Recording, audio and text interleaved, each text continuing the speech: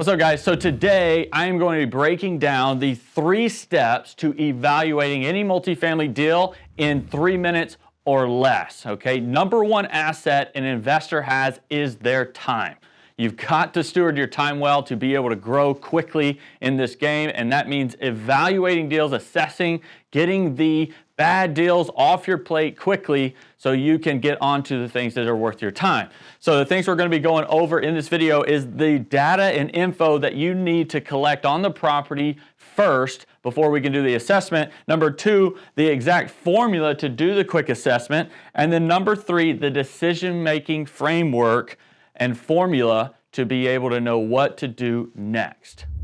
Now, there's a few things you need to understand about the types of deals we're doing and how we're structuring it to create the basis for how we are underwriting and how we are assessing it. Okay, number 1, it's a value add strategy that we are typically doing on these properties, meaning we increase the income, increase the value of the property through different things, whether it's changing management, improving operations, renovating the property, different things like that. However, it is a light to moderate value add that we are focused on, meaning we are not doing a full gut renovation, taking something from 20-30% occupied and bringing it up. In fact, we are sometimes taking deals down that are already over 90% occupied, meaning stabilized, and we are just increasing it further, okay? Light to moderate value add opportunities. Number 2 is stabilized within 18 months, meaning it's over 90% occupied at market rate, right? So we are going in, we want to make sure the value add play is done within 18 months and we have it at market rate. Number 3, forced appreciation.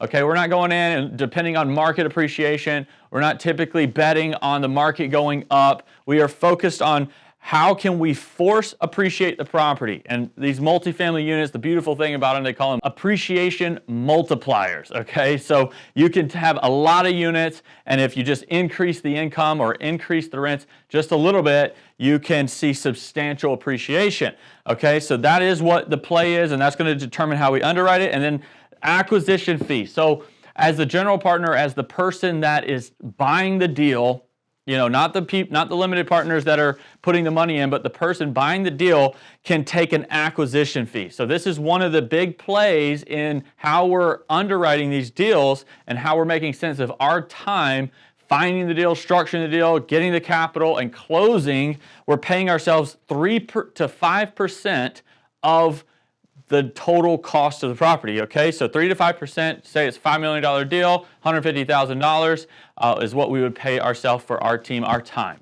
And lastly, we're doing 10 plus units, okay? The reason for that is anything over 10 plus units, we're factoring in the cap rate of the property and of the market, and so that's not as relevant when you're talking about less than 10 units. For less than 10 units, I would just take the income minus your expenses, minus your debt, and that's what you have left over for cash flow and to split between you and your investors, okay? So let's move on. All right, so as you can see, I've already filled out the metrics for the property. So let's just go over it real quick. The asking price that the seller is wanting is $5.5 million. The unit mix is 50 units. We're not gonna go into breaking it down for simplicity's sake.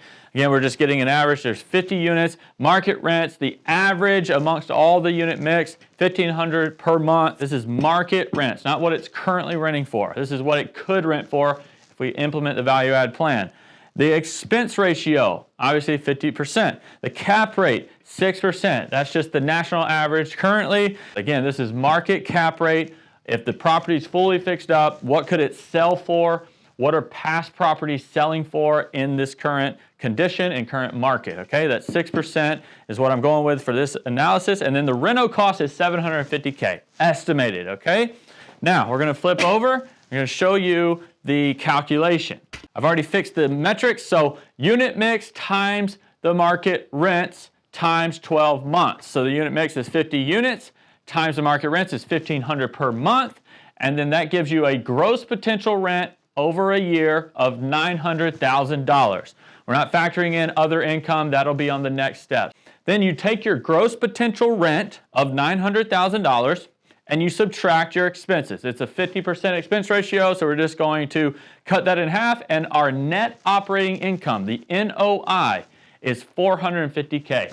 NOI is just your income minus your expenses, okay? That's a very important number. That's how your property is valued.